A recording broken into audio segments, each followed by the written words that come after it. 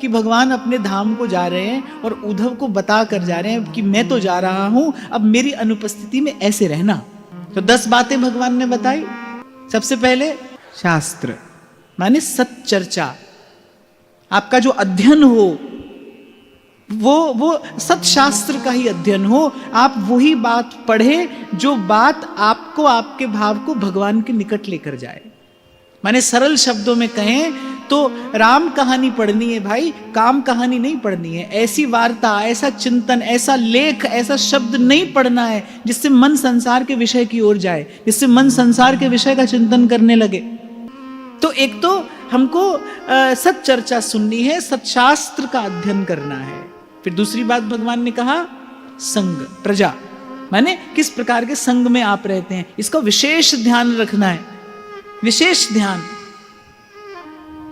कई बार मैंने आपको निवेदन किया, गंगा जल भी यदि भूल से मदिरा का संग कर ले तो फिर महात्मा उसको स्पर्श नहीं करता है, उसका संग दूषित हो गया है। आपका संग शुद्ध रहे, प्रयास पूर्वक, प्रयास पूर्वक।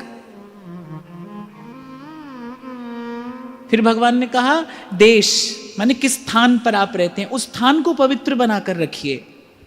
भगवान के धाम में रहने को मिले तो कहना क्या, नहीं तो प्रारब्ध से जहां पर आप रह रहे हैं वहां के वातावरण को भावमय, भक्तिमय बनाकर रखने का प्रयास करिए। जहां पर आप रहते हैं, जिस स्थान पर आप रहते हैं, वहां पर थोड़ा नाम जप हो, थोड़ा भगवान के नाम का कीर्तन अवश्य हो। क्योंकि कलौ तद्धरि कीर्तनात्, कलिजुग महा कीर्तन प्रधाना। ये मैं आपको बड़े पते की बात बता रहा हूं। आप जहां रहते हैं अपने घर में 10 मिनट के लिए भगवान के नाम का कीर्तन करिए। भगवान नाम का उच्चारण होना चाहिए, आपके मुख से भगवान नाम का उच्चारण हो।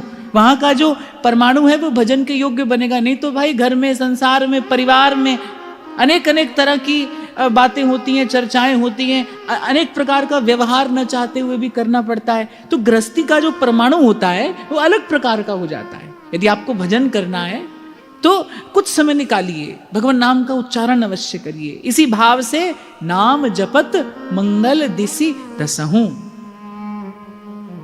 फिर समय, भगवान ने कहा समय की भी शुद्धि रखना। अब समय की शुद्धि कैसे रखी जा सकती है? समय की शुद्धि तो भाई भजन करके की जा सकती है। जो समय भजन में गया वही शुद्ध है, बाकी सब अशुद्ध है। ध्रुवदास जी कहते हैं ना, ते दिन लेखे जिन लिखो वृथा अकारथ जात। जो दिन वृंदावन के बिना गए वो सब अकारथ गए, व्यर्थ गए। नागरीदास जी कहते कितने दिन बिन वृंदावन खोए, कितना जीवन हमने बिना वृंदावन खो दिया। व्यास जी कह रहे हैं सोवत हुतो विषय मंदिर में हित गुरु टेर जगायो, अब मैं वृंदावन धन पायो। तो शास्त्र, प्रजा, देश, काल, समय,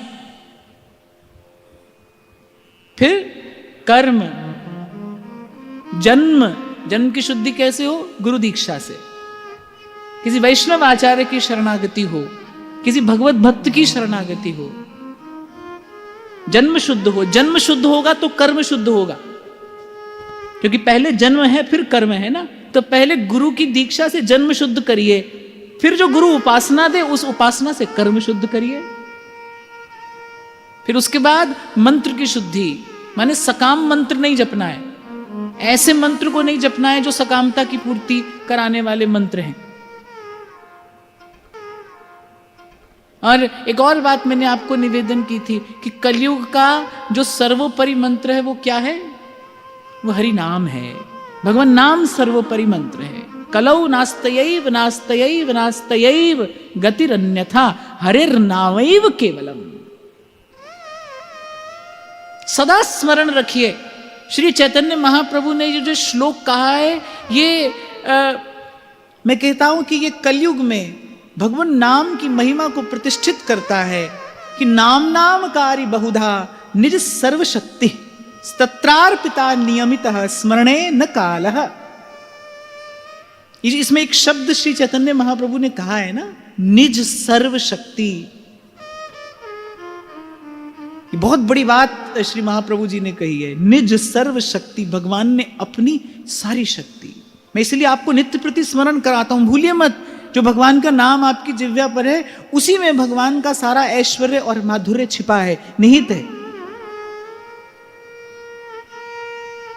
तो जन्म की शुद्धि हो, कर्म की शुद्धि हो, फिर मंत्र की शुद्धि हो। सकाम मंत्र जपेंगे तो मन वहीं जाएगा। देखो, जो सकाम भाव से भगवान का भजन करते हैं ना, उनका मन वस्तुतः भगवान का भजन नहीं करता। जिस कामना की पूर्ति के लिए वो भगवान का भजन कर रहे हैं, मन उसी कामना का ही, उसी विषय का ही चिंतन करता है। और कामना की पूर्ति हो जाने के बाद मन फिर उसी विषय में ही रम जाता है। तो जन्म की शुद्धि, कर्म की शुद्धि, मंत्र की शुद्धि। मंत्र की शुद्धि हुई तो ध्यान की शुद्धि हो जाएगी। और फिर अंत में भगवान कह रहे भाई संस्कार की शुद्धि। और संस्कार की शुद्धि कैसे हो? सत्संग से। सत्संग सब संस्कारों को शुद्ध कर देता है। केवल इस प्रकार रहकर ही संसार के इस कलुषित वातावरण से स्वयं को बचाया जा सकता है।